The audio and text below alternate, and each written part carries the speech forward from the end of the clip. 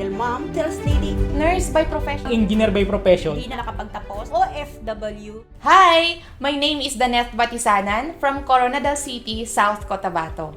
Lumaki po ako sa isang mahirap na pamilya.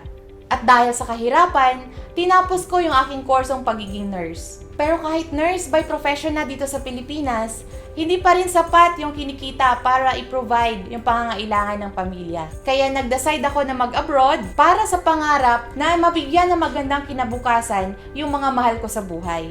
At napadpad ako sa iba't ibang bansa tulad ng UAE at Hong Kong. Pero tumagal ako doon nang wala pa ring naipon.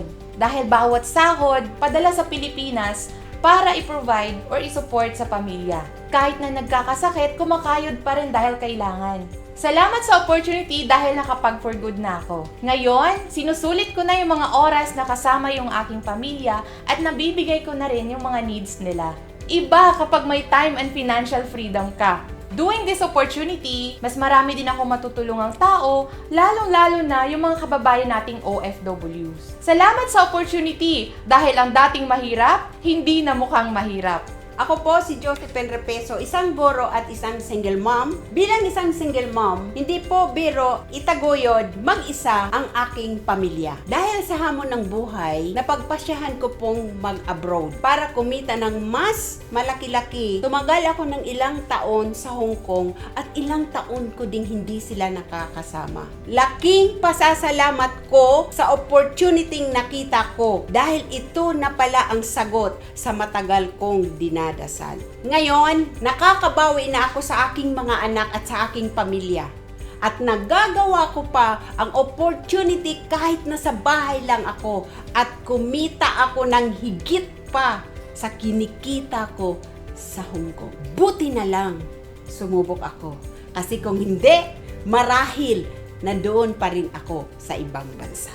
Salamat sa opportunity nang dahil sa'yo, walang imposible. Ako nga pa sa Richard Pormarejo, isang engineer by profession at dating OFW sa Saudi Arabia. Akala ko dati, kapag nakapagtapos ka ng isang magandang kurso, magiging maganda na rin buhay mo. Hindi pala yun ang basihan. Kahit engineer na ako, hindi pa rin sapat ang kinikita ko para itustos sa aking mga mahal sa buhay. Dumating ako sa point na kailangang iwanan ko ang aking pamilya para mang-ibang bansa. Pero doon ko na-experience na hindi pala basta-basta ang mawalay sa pamilya. Tumagal ako sa Saudi Arabia na mahigit 15 years. At doon ko na-realize, tumatanda na pala ako, pero hindi ko nakakasama at naibibigay ang oras ko sa aking anak at asawa. Sa tagal ko sa abroad, wala rin ako naipon. May dumasa sa akin newsfeed na isang opportunity na nagpauwi na sa akin sa Pilipinas. Ito ang opportunity na nagbigay ilaw at daan para makasama ko na aking pamilya. Hindi na ako bumalik ng abroad. Ikaw ba isang OFW o isang engineer na kagaya ko? Ito na yung chance. Gawin natin to, kabayan. Isang mapagpalang araw sa iyo, kabayan. Ako si Merlis Bantiling,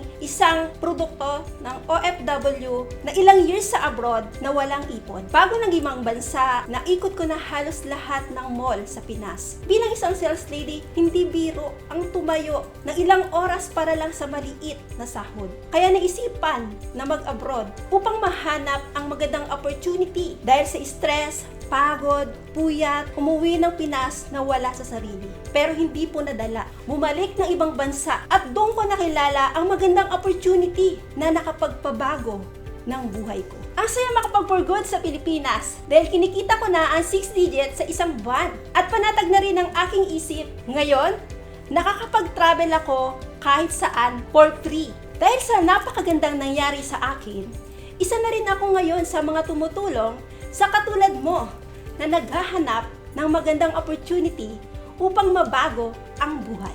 Hello, I'm Christine Alberio from Zamboanga del Sur, panganay sa magkakapatid. Nagmula sa mahirap na pamilya at dahil dyan ay di na ako nakapagtapos ng aking pag-aaral sa kolehiyo. Sa edad na 23 years old ay nakapagtrabaho ako sa isang tuna canning dahil sa sobrang baba ng sahod ay doon ko naman sinubok ang pag-a-abroad. Umabot ako sa Qatar ng 4 na taon, isang buwan lang, ubos agad ang lahat ng aking pinaghirapan sa abroad. Buti na lang, bago ako umuwi dito sa Pilipinas, ay may nakita akong post sa Facebook na nagpabago ng aking buhay. Ito ang opportunity na kahit wala na ako, ay pwede ko pa rin maipamana sa mga maiiwan ko. Dito ko sila maaahon at mailayo sa tinatawag na kahirapan. Dahil sa opportunity via online, nagkaroon ako ng chance na makatulong din sa iba para mabago din ang buhay. Ikaw, anong opportunity ang pwede mong maiwan sa kanila kapag wala ka na?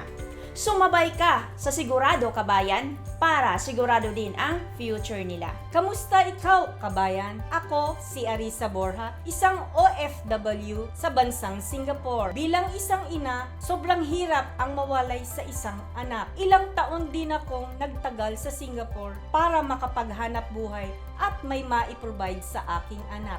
Masakit man ang katotohanan na may anak ka sa Pilipinas pero hindi mo naaalagaan at ibang bata pa ang naaalagaan mo dahil sa pera. Akala ko dati madali ang maging isang OFW. Ngunit sobrang bigat at hirap. Buti na lang may isang social media na kung saan doon ko nakita ang opportunity at nakatulong sa aking problemang pinansyal. Dahil sa proven system ng company ay nakauwi na ako at nakapag for good. Ang dating kinikita ko noon sa Singapore ay kinikita ko na din sa Pilipinas. Nagagawa ko na ang mga bagay na nakapagpapasiya sa akin at sa aking anak. Ngayon, nakakatulong na ako sa iba na magkaroon ng mas magandang opportunity at pwede pa nilang ipamana sa maiiwan nila. Nasagot na ang iyong mga dasal, kabayan. Tara na sa mas magandang opportunity. Isa ako sa makakatulong sa iyo.